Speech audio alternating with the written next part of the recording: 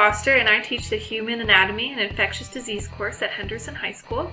This is an honors level science elective that's project-based and is offered to juniors and seniors. The first semester of the course focuses on human anatomy. We look at a lot of different body systems of the human, looking at digestive, respiratory, circulatory, immune system, nervous system, and the skeletal-muscular system. So in this semester, we will do a lot of dissections, a lot of labs, and a lot of hands-on activities. The second semester, we will focus on human infectious disease, taking a closer look at how disease is spread, different types of infections that humans can have, like a bacterial infection, a viral infection, or even a protist infection. So if you are interested in taking an elective course that focuses on science, if you think that you would be entering the medical field, or if any of these topics sound interesting to you, then Anatomy and Infectious Disease would be a great course for you, and I hope to see you there.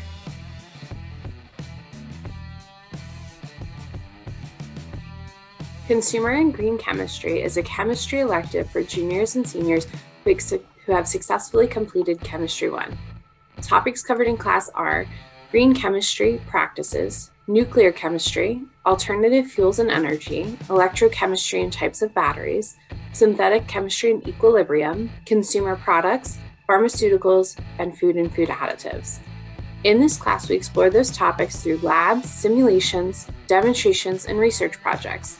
Some of the labs we will do are detecting nuclear radiation, building our own batteries, and analyzing content of consumer products, pharmaceuticals, and food products. Some of the research projects focus on evaluating green chemistry practices in lab, nuclear power plant accidents, and alternative energy sources. If you're interested in any of the topics mentioned, this might be the elective for you.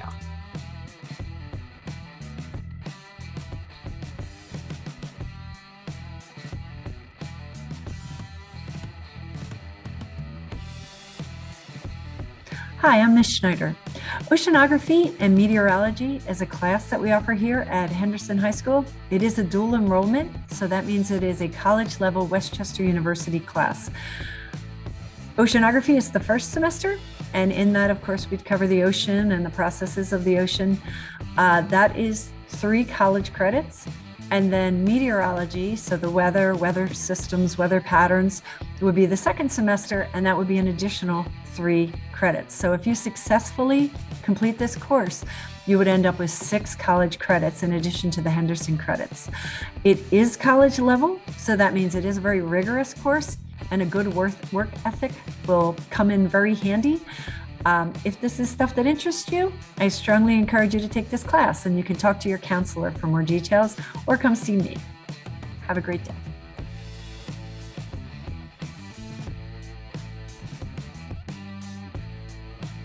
My name is Mr. Lammy. I'm just going to talk briefly about a course called Brandywine Flows that we offer here at Henderson High School. It is a half-year science course, so it's only worth 0.5 credits, so it doesn't give a student credit for a whole year of science, and you need 3 years of science to graduate high school.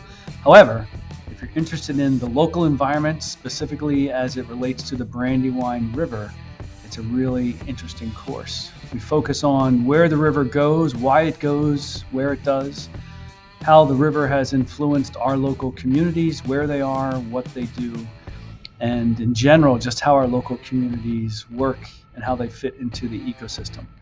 We cover topics not just about the river, but also about groundwater and how much water we have and what controls that, as well as how our communities have developed over the years, why Westchester is where it is, why Downingtown is where it is, and how humans play a role in our local environment, how the local environment affects us. That's Brandywine Flows.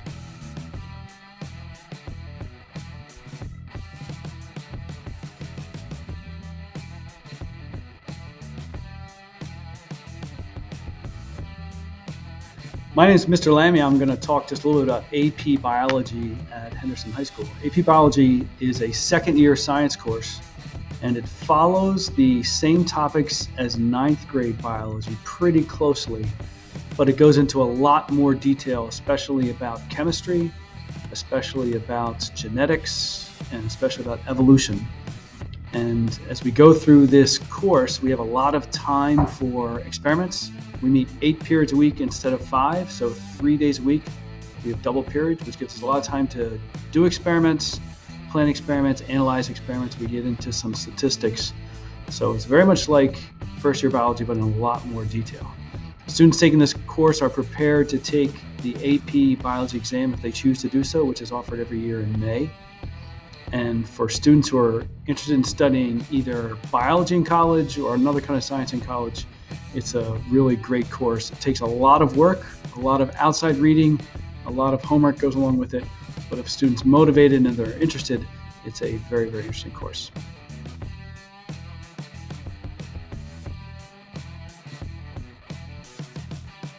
Hi, my name is Dr. Linton, and I'm here to talk to you about AP Chemistry.